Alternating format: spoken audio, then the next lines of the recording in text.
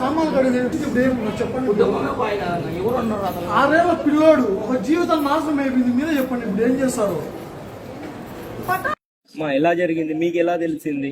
నేను పనికి పోయినా సార్. పనికి పోతే నాకు కానిస్టేబుల్ ఫోన్ చేశారు, ఇంటికాడ ఉండమ్మా హరి మీ భర్త అన్నా అంటే అవు సార్ అన్న అంటే యాక్సిడెంట్ అయిందమ్మా. యాక్సిడెంట్ ఏం యాక్సిడెంట్ సార్ అంటే టిమ్స్ లో ఉన్నారు, మీరు రాని అర్జెంట్ అన్నారు.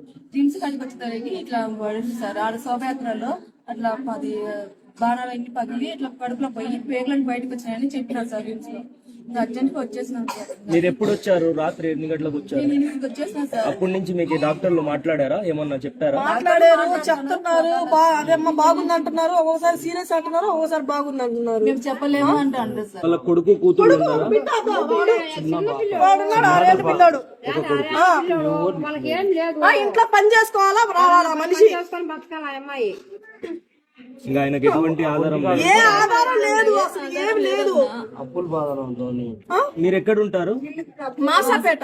10,000 డబ్బులు తీసుకోమన్నారు, నాకు వద్దన్నా. డబ్బులు 10,000 రూపాయలు డబ్బులు తీసుకోమనంటే 10,000 రూపాయలతో నాకు మంచి లేడు, అంతలో మంచి అట్ట అయినా నాకు డబ్బులు ఎందుకన్నా పోయారన్న.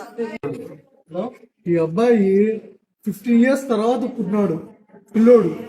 15 years తర్వాత పుట్టినాడు. ఇప్పుడు 6 years బాబుకి. ఇప్పుడు అతనికి వెళ్తే వీళ్ళ పరిస్థితి ఏమి? ఆవిడ వెళ్ళిపోతా ఉన్నారు. ఇప్పుడు సిచ్యువేషన్ ఎలా ఉంది? చాలా క్రిటికల్ గా ఉందన్న. అసలు ఇప్పుడు చెప్పలేము అంటున్నారు. మేము ఒకటే అడుగుతున్నామన్నా, ఈ బాబుకి ఆ బిడ్డకి న్యాయం ఆ బిడ్డకి వాళ్ళ తల్లికి మీరు ఏం చేస్తారో చేయండి. అది 6 ఏళ్ల బిడ్డ నాయుడు, 15 ఏళ్ల తర్వాత పుట్టినాడు పిల్లోడు. ఆయన ఆడికి బెడ్ పేషెంట్, ఆడికి వస్తా కూడా బిడ్డ గురించే అంటున్నాడు. పిల్లోడు తాళాలు, పిల్లోడు జాగ్రత్త, పిల్లోడు జాగ్రత్త.